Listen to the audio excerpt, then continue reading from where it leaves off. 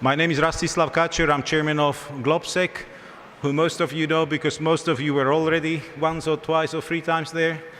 And it's an honor and pleasure to chair this last event of tonight. I know it's boiling, fantastic room. And if I was the organizer, I would hate to run the conference on the place where you have this window view, because it's tempting everybody just to escape for a little walk outside. So those of you, though, who stayed, I think will be rewarded greatly, because the last meeting of the day, it's going to be special. We got two speakers, we got one forerunner, who I need very little introduction to make for, because you've been already talking, and it's a home master here, Jakub Dürr, the Deputy Minister of Foreign Affairs, seasoned diplomat, and the substantial brain behind Czech foreign politics. And we have a special guest tonight who flew in over the Atlantic, Wess Mitchell. Wess, that's a special privilege to welcome you here, because even if I say for how long we know each other, you look too young for that, I have to say, because it looks like we went together to kindergarten. But let me be very personal on this. I was ambassador of Slovakia in the United States since 2003 to 2008. 2004, I was in the room where we handed the so-called accession document on NATO. And it felt like the box is ticked. Czech Republic was before us, then we. In the United States, it felt like transatlantic bond and Europe whole three together was done. When NATO enlarged in 2004, in April, it enlarged EU, deal done, job done. And my frustration as newcoming ambassador was how to warm up Bush administration to understand that job is not done. And as I said, those of you who've been longer married, you know that if you are married for 20, 30 years, your wife doesn't need every birthday Porsche. She doesn't need every day diamond ring. But you know, coffee in the morning, little talk, a rose time to time will make a deal. And Bush administration was forgetting this. Obama was even worse. So now we come with a big expectation with the new administration, and we are looking forward to hear from you. What can US do to re-engage here in Europe back, which will make Central Europe stronger and which will make Europe as whole stronger and more united? So we got two excellent speakers. Ladies and gentlemen, at the end, we will take 2-3 questions, we will see depending on time. So get ready for questions, put them online, on the system, raise your hands. So 2-3 questions at the end I think we can handle. So Jakub, you're the first, Wess, you're the second, and then we're ready for questions. Enjoy.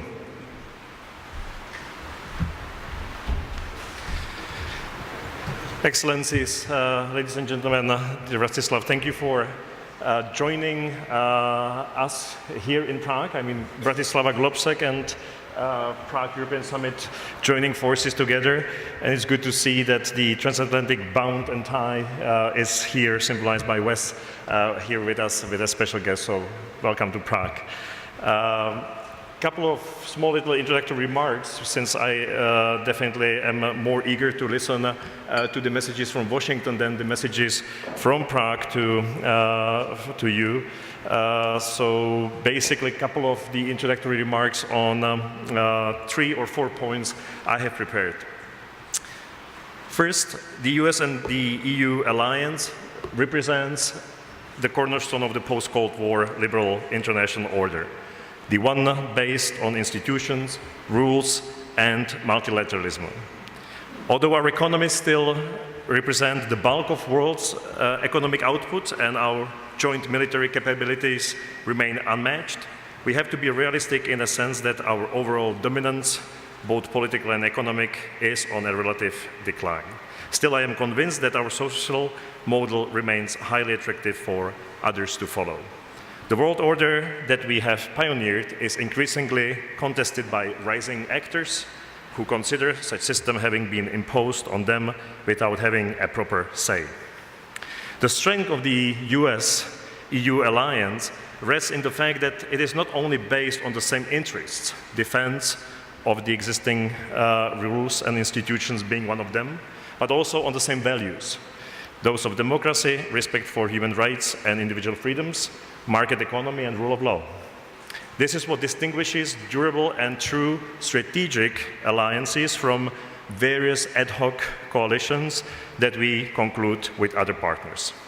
However, we Europeans recently feel unease with certain moves of the current US administration, which can be interpreted as the US aberration from what our alliance stood for in the past.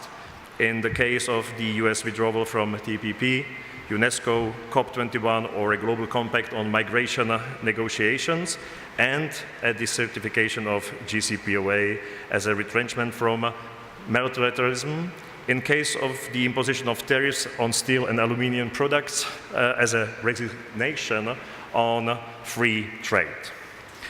The EU and US have a common interest, and that's for sure when it comes to safeguarding rule-based international cooperation and in developing further global political, security, and economic architecture.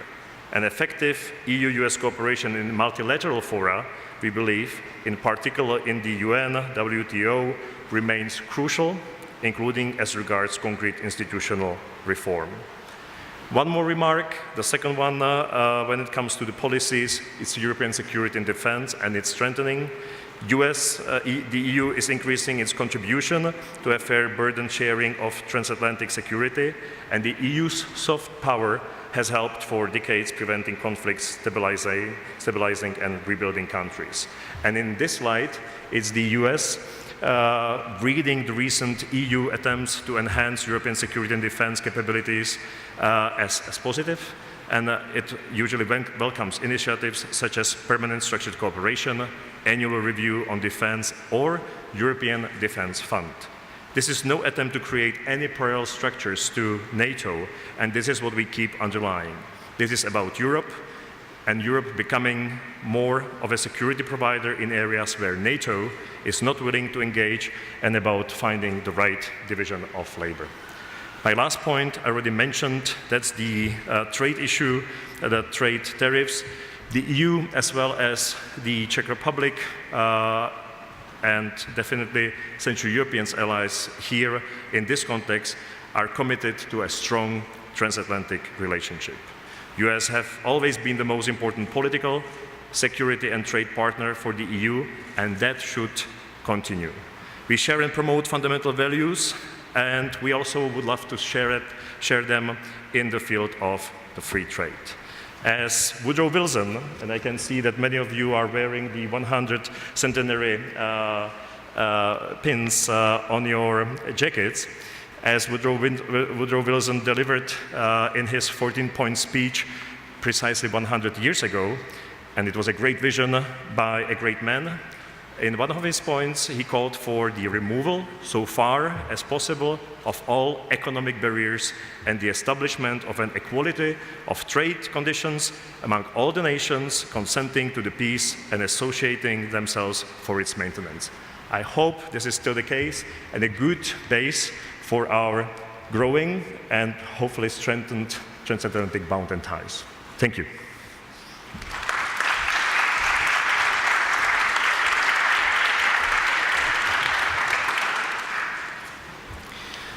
Well, thank you, Rasto and Jakub, and thank you all for coming out today. I can't say how delighted I am to be in Prague. Prague has always had a special place in my heart. I've built a lot of friendships here over the years. I see several friendly faces in the audience, people that I've come to know in the government and think tank scene here over the years, and it really is a highlight for me on this particular trip to Europe to be here and to have the opportunity to speak at the Prague European Summit, which I've been delighted to see cultivate and grow up in prominence over the last couple of years.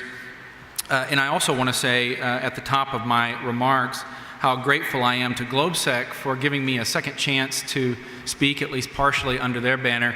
I had originally intended to give this speech or something like this speech at GLOBSEC about a month ago, and utterly failed Rasto and Robert in the attempt to do that. I was derailed in my plans at literally the very last minute, and I can now say what we were working on, which was the Greece, Macedonia, named negotiations that we can talk a little bit more about are now moving in a very good direction. So I hope my absence was worth it for what we were working on. But in any event, I want to say here what I would have said there, which is how much I appreciate the work of the Slovak Atlantic Commission at GLOBSEC, and of course the work of the Prague European Summit and groups like Europium, Institute of International Relations Prague. I have friends at both of those institutions, and I really appreciate the work that they're doing strengthening transatlantic relations. But I would say Atlanticism as a set of ideas, but also relationships in turbulent times. As Jakub mentioned a minute ago, we are at the 100th anniversary of the founding of Czechoslovakia. It's also the 25th anniversary of the creation of the Czech and Slovak republics. I think most of you know here that the United States has been part of, a very important part of these two nations' stories from the beginning. It may come as a surprise to some of you to know that the creation of Czechoslovakia did not take place in Prague or Bratislava. It actually happened in Pittsburgh. 100 years ago, last month, Tomáš Masaryk and leaders from the Czech and Slovak diasporas met in Pittsburgh to sign a declaration attesting to their desire for statehood. I think it's worth rereading Article 4 of that declaration, which read, "The Czechoslovak state will be a republic. Its constitution will be democratic." America's connection with Central Europe, and really with Europe in general, has never just been about geopolitics. We are bound together by a very long history of shared culture and friendship. Tomáš Masaryk and Milan Štefanek, his Slovak friend, counted Americans among some of their closest associates. Masaryk married an American woman and developed many of the ideas for his country's political future during train trips across the United States and at meetings with Czech and Slovak diaspora groups in Philadelphia and Chicago. Really, Atlanticism as we know it had its origins in groups of Czech and American friends in the interwar period. And a lot of that legacy, much of which is still forgotten, but a lot of that legacy is kept alive in the networks and ideas and personal relationships that we see at gatherings like this. The United States played the role of what you might call a midwife at the birth of the independent nation states of Central Europe after the First World War. If you lived in this region before 1918, and you were a Czech or a Slovak or a Pole or Romanian or Croat or Slovene or Hungarian, you were a citizen of the Austrian, German, or Russian empires. The new countries that we helped to create after 1918 were something altogether different. They were independent polities organized on the national principle. They were powerful expressions of freedom and self-determination, two principles that are the foundation of the American Republic and therefore part of the foundation of our foreign policy. As we mark the centennial of these countries' birth, we celebrate Czech and Slovak freedom and the contribution that both of these countries have made to Europe and to the West, but we would also do well to remember lessons from their history. One of those lessons, I think, is that maintaining freedom requires strength. After aiding in the creation of Czechoslovakia, America and its Western allies turned inward. We turned away from Europe to policies of isolation and pacifism. And that turned out to be a catastrophic mistake. Our weakness was provocative. The small states that we had helped to create in Central Europe were militarily indefensible without alliances. German observers in the 1930s had a word for these little states that America helped to create. They called them Saisonstaats, seasonal states. When the season of geopolitics shifted and Germany and Russia turned predatory, all of those little states vanished, except, of course, those who allied themselves with the Germans and with the Russians. Today, in our time, unfortunately, I think that the season of geopolitics is again shifting. We face very real competitors for influence in Central Europe. There is, of course, Russia, which uses energy monopolies and dirty money and military and hybrid threats to cow its neighbors into a kind of vassalage. Russia has invaded 2 of its neighbors and grabbed their territory. And China is here in Central Europe too, a little more every year. It uses debt book diplomacy to create dependencies that will constitute very real leverage over Central European governments and societies in the future. And though they seem far away from Central Europe, Iran and radical extremism present very real threats to Europe and the West. They create misery and death for people in the Middle East. They spark mass migration on a scale not seen in recent history that radiates instability into the very heart of Western societies and politics, straining European cohesion, budgets, and social systems. A central message of the U.S. national security strategy is that the West must recognize the pressures bearing down on us and take them seriously. That begins by taking defense seriously. In recent months, the United States has reversed years of cuts to the U.S. military and begun to recapitalize the American nuclear arsenal. We have reaffirmed Article 5 of the NATO Charter, put forward more than $11 billion for European Deterrence Initiative, and provided defensive aid to Ukraine and Georgia. Here in Central Europe, more than 4,800 U.S. troops, the largest contingent of any state in NATO, are either stationed or on rotation. Europe must do its part as well, and increasingly it is. Since January 2017, every member of the NATO alliance except one has increased defense spending. In that time, the number of members committed to spending 2% on defense by 2024 has tripled. The number of members spending 20% on major equipment has nearly doubled. But 10 NATO members still have not submitted the credible spending plans that we all agreed to at the Wales summit. And several European allies continue to either publicly support or refuse to oppose projects like Nord Stream 2 and multi-stream Turk Stream that will serve to increase rather than decrease Europe's dependency on Russian energy monopolies. We urge those allies who are not already doing so to take greater responsibility for our common security. We urge them to carry their fair share in defense, to oppose energy initiatives that increase theirs and their neighbors' bondage to Russian gas, to support fairer transatlantic trade, and to confront Iranian aggression. Being strong today is the best guarantee against insecurity tomorrow. In both the East and the South, the United States has been clear that we will defend the West against its opponents. In the past 6 months, we have brought sanctions against 205 Russian entities and individuals. We have taken steps to deny Iran the resources to fuel regional aggression, and we have achieved decisive battlefield defeats of ISIS in Syria and Iraq. In parallel, we are working with partners across Southern Europe to strengthen cooperation in confronting the challenges of mass migration.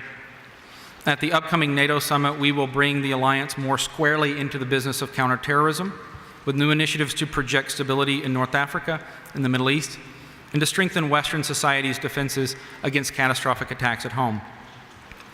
With both Russia and Iran, we are open to dialogue. We do not seek confrontation. As we have shown in this month's historic outreach to North Korea, we believe in active diplomacy. As Secretary Pompeo said recently, we wouldn't have had this opportunity with North Korea without the diplomatic work that was done by our European allies. Like many of our allies, we also want to see diplomacy succeed with Russia. We want to see a Russia that does not invade its neighbors and that respects the yearning for liberty and prosperity of its own people. Russia's future does not lie in the East, in league with a China that covets Russian resources and offers a false model of political stability. Likewise, we are willing to work with Iran to achieve a peaceful, prosperous future without nuclear weapons and ballistic missiles. On both Iran and Russia, we have been clear that we will not compromise our principles or our allies. As Secretary Pompeo has said, the years of soft policy that enabled our rivals' aggression is over. No more cost-free expansion. A key lesson from Central Europe's history is that we must be serious about competing for strategic influence or expect to lose ground to determined rivals. In the interwar period, we told ourselves that strategic competition had ended in Central Europe simply because the shooting had ended. While the West slept, our opponents were steady at work, sharpening their ideologies, building up their arsenals, and waging campaigns from within to undermine the nations of Central Europe. Competing for positive influence begins by giving our allies viable alternatives to Russian and Chinese options. We are increasing regional diversification through projects like Kirk Island and Brua Pipeline.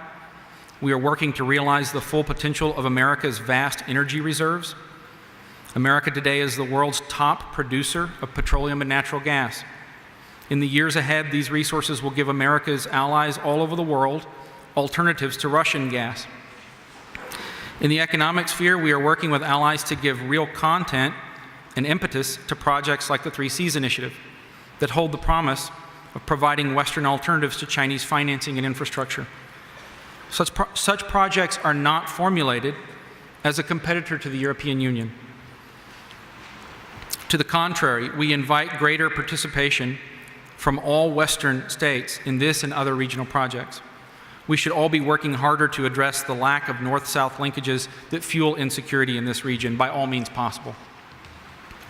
But competing for influence is not only or even mainly a material undertaking. It is also about the battle for hearts and minds. Even the best military preparations will be insufficient if we are not clear about who we are and what it is that we're fighting for. We're fighting for the West. As President Trump said in Warsaw, there is nothing like the Western community of nations. The world has never known anything like it, and we must have the courage and desire to preserve it in the face of those who would subvert and destroy it. The West is a community, a group of nations bound together by history, heritage, and culture, by shared sacrifice and a common commitment to the cause of freedom that since antiquity has been the foremost gift of Western civilization to the world. China, Russia, and Iran, each in their own way, are would-be ideological competitors to the West. China and Russia represent a coherent model, stability founded on authoritarianism and brute force, harnessed to certain aspects of market competition, and commingled with state-run politicization of the economy. Iran and ISIS are also authoritarian. They stand for political Islam in its ugliest form, muscular, repressive, and dogmatic. What all of these have in common is a negation of the individual and the inherent dignity of the human person, a building up of the central authority, whether secular or theocratic, over the liberties of the individual, an eagerness to repress and punish anything that challenges the state, an embrace of kleptocracy and corruption to enrich those who rule the state. All of these things are antithetical to the political traditions of the West, which above all were built on the idea that each individual is worth protecting and that the individual is to be defended from the abuses of state power. Nowhere are these dangers of authoritarianism better understood than here in Central Europe. Your greatest poets, composers, leaders, and philosophers are those who aspired to be a voice of freedom for their people, who rejected the idea that might makes right, and who had the courage to stand up for the individual, to defend the weak against the strong.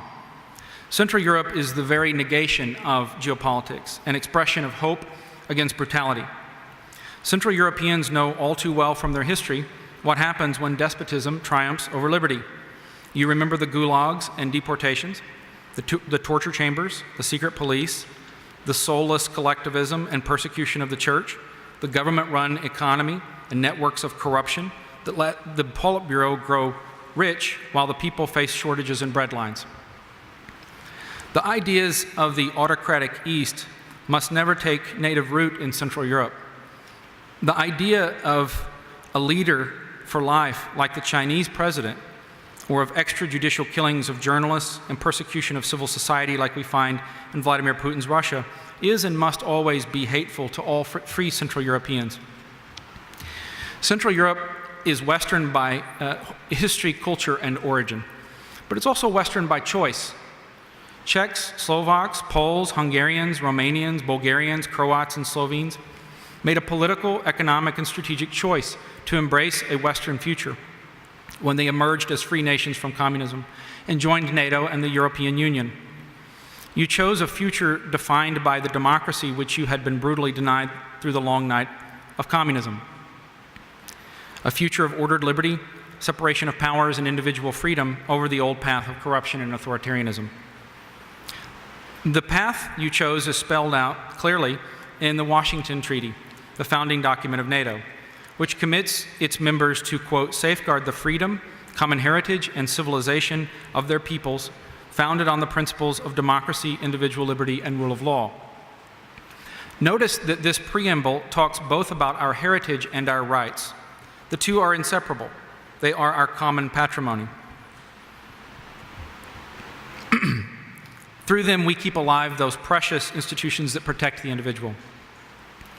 The most basic of these is the democratic nation-state. It is the guarantor of our freedoms and the purveyor of all that we hold most dear.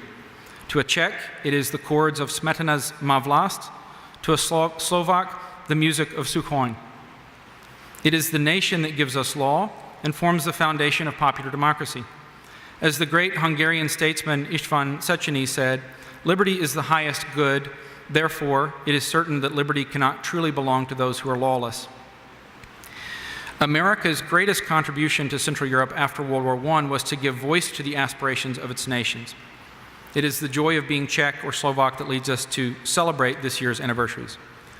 Within the nation, we find those institutions that give us a sense of community, what Edmund Burke called the little platoons, which, as he said, are the first principle of our public affections and the first link in the series by which we proceed towards a love of country and to mankind.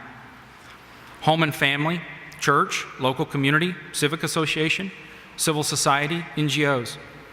The West nurtures and cherishes these little platoons. If they perish, democracy cannot remain healthy for long. Above the nation stand the many leagues and alliances of the West. The very concept of alliances is deeply Western. The Athenians had their leagues of free city-states where the Persians knew only centralizing empire. Today, the nations of the West form the most extensive and strongest set of alliances in human history. Our rivals do not have or understand alliances. Russia seeks vassals to dominate. China looks for tributary states. If the nation is the vehicle by which we safeguard our liberties, then the alliances, leagues, and institutions that exist above the nation are the means by which we secure the nation.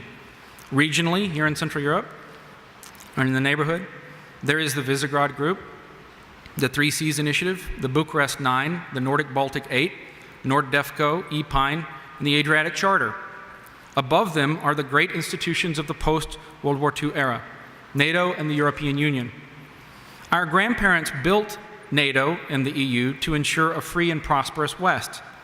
We expanded those institutions after the Cold War, both because Central Europe is historically the heart of Europe, and because doing so sealed off the old crush zone between East and West that was the birthplace of the 20th century's wars. Together, these institutions form a bulwark to the old chaos of war and geopolitics. Whatever their imperfections, they are infinitely preferable to the fire trap, as it was called, of militarized nationalism and cyclical war that the generation of our grandparents knew. Preserving, strengthening, and reforming these institutions for future generations must be our shared goal. At all of these levels, civil society, the nation, regional groupings, and alliances and institutions, our task is strategic renovation and preservation. We cannot depend upon the idea of the end of history or the arc of history to do our job for us. We must be active participants in history. We must not repeat the mistake of the interwar period of failing to take strategic competition with rivals seriously. We must husband and strengthen the West and all that it stands for so that we are able to secure ourselves and our values in competition with determined rivals. Where we disagree, we do so as part of a family. Whatever seems to divide the West right now pales in comparison to what unites us. That is evident in this week's meeting of the US-Czech strategic dialogue, the US-Romanian strategic dialogue that I just came from in Bucharest, in the scale of preparation that is currently underway in the United States and European allies for shared initiatives in the lead up to the NATO summit, in the joint patrols and missions that the US and European pilots, sailors, and air crews are undertaking every day in the Baltic, Mediterranean, and Afghanistan, and in countless other places around the world, in the joint challenges that the United States and European Union are managing together in the Balkans, Syria, North Korea, Ukraine, on counterterrorism, law enforcement, intelligence, and countless other fronts. The West is a powerful creative force that has shown resilience through history's darkest chapters. Our job today is to strengthen it, to strengthen ourselves from within as nations, as Europeans and Americans, and as a Western alliance, so that our children may know the great blessings of peace and prosperity in their lifetimes that we have known in ours. Let us go forward together in that united task. Thank you.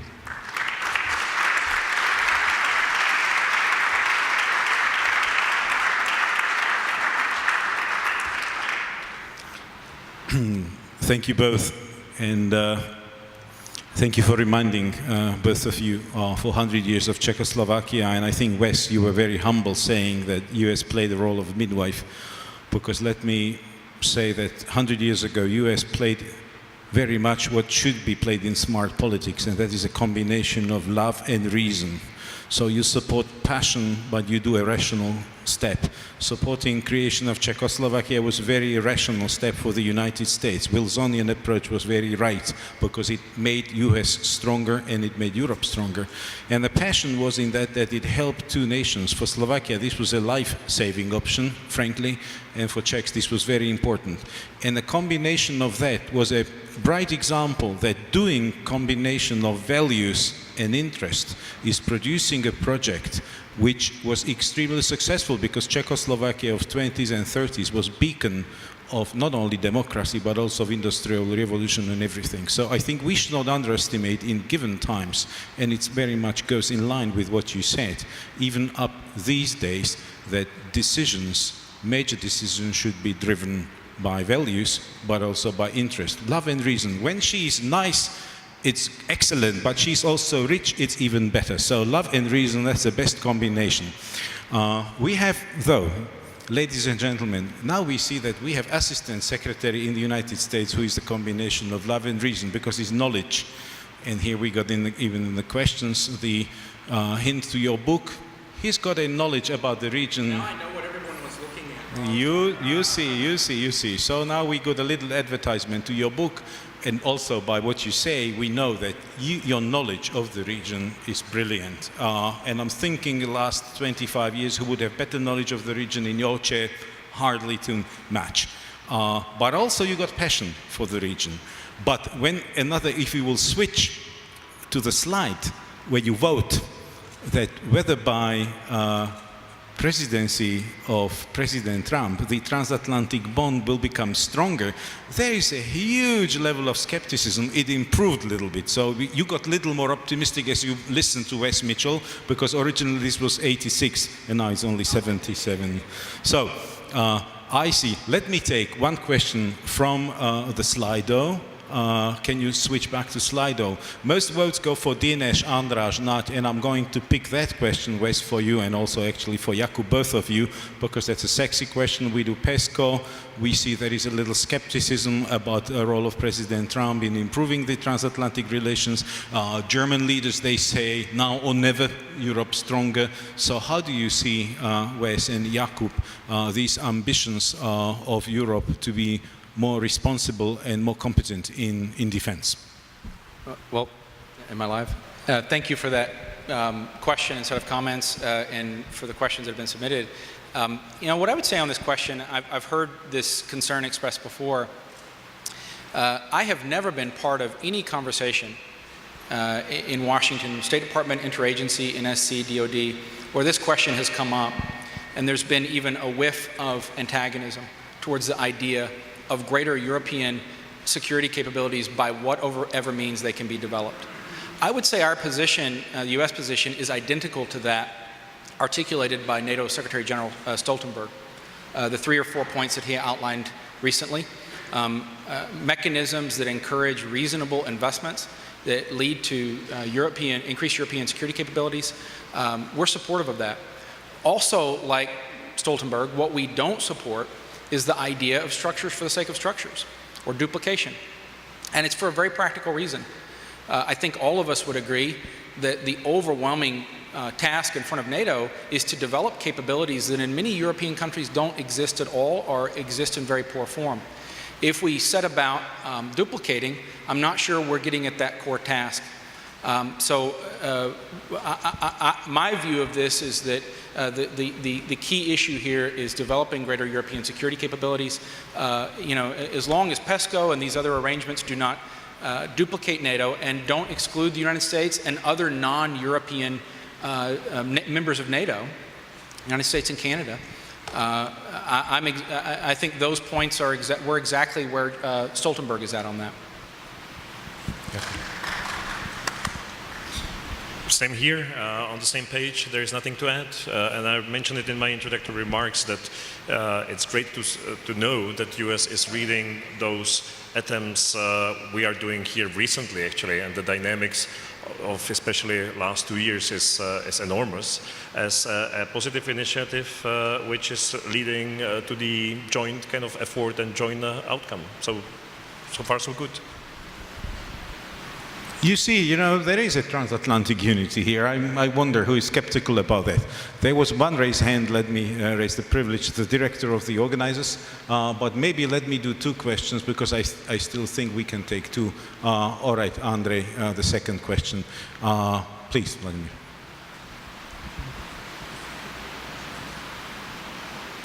Thank you. So once again, I'm Vladimir Bartovic, director of Europom. Thank you both of you for your speeches. Wess, it was really a privilege to listen to you and how you highlighted the importance of the relations, which we are not always aware whether it's still the fact, and also for very sincere analysis of the current stage of our relations.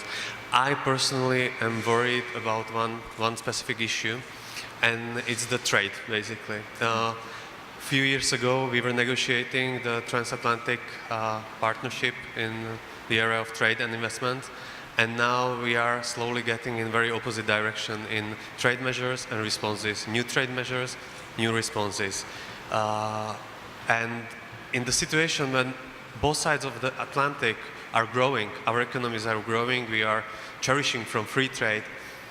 Personally, I'm quite worried, and I can see it also among the business people, businessmen here in Europe. They are worried about the possible consequences of a looming trade war, which can start. It's not there still, but it can start. My question to both of you is, what can we do on both sides of the Atlantic to prevent a possible trade war? What can be the steps done by us Europeans or by you guys to end this danger and to return to what was originally planned? It means more freedom in trade relations. Thank you. Thank you. Second question, Andrei, very briefly, if I can ask you just one quick shot, and we go for the answers. Thank you, Andrej Matušák, Slovakia Daily Pravda. Welcome, Wess. It's nice to hear you, nice to see you back in the region after Bratislava. So. There was a comment about values and how we are strong. Our alliance is strong because it's based on values, and I absolutely do agree that it's much stronger based on values than any ad hoc community. Okay, values. I have to simply ask this question. So, if we are talking about values, we have President Trump, and by the way, President Zeman constantly attacking people who have different views. This is about transatlantic values, and don't please go beyond answers like, okay, we do everything and we are here and we spend money on defense in Europe, because this is not enough. Words matter.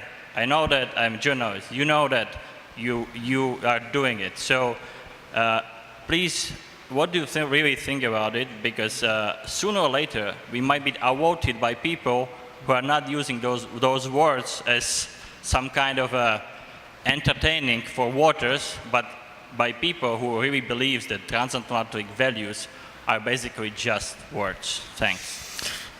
Wess, I like this question. That reminds me my father when I was in my teens, who was bitching always when I did something wrong, and I said, Dad, I did nothing wrong, I didn't mean nothing wrong. But he said, well, it's not only what you do, but how you do. Sometimes it's extremely important. So, you know, two very good questions, gentlemen. Wess, Jakub. Sure. Let me start with Vlatko. I'm glad you guys have the easy questions here. And so let me start with trade. I think this is an absolutely fundamental question. I agree with the foundation of your question, the premise of your question. And tomorrow I'm going to address this in a little bit greater length in a speech in Brussels. Will probably be a less friendly audience than I'm getting here, but it needs to be done. Look, I mean, I think the starting point is, I would say, we are sitting on top of a growing stack of very dangerous structural imbalances in the global economy in general. On the matter of steel, the United States has tried for many years now through the Global Steel Forum to find a way with our allies and partners to address the core problem. And the core problem here is People's Republic of China overcapacity on a fairly large scale. That hurts the United States. It hurts Europeans. What we need to do is deal with overcapacity. It's not an easy problem to deal with, but Section 232 is intended to deal with this problem. We have to find a way to deal with it.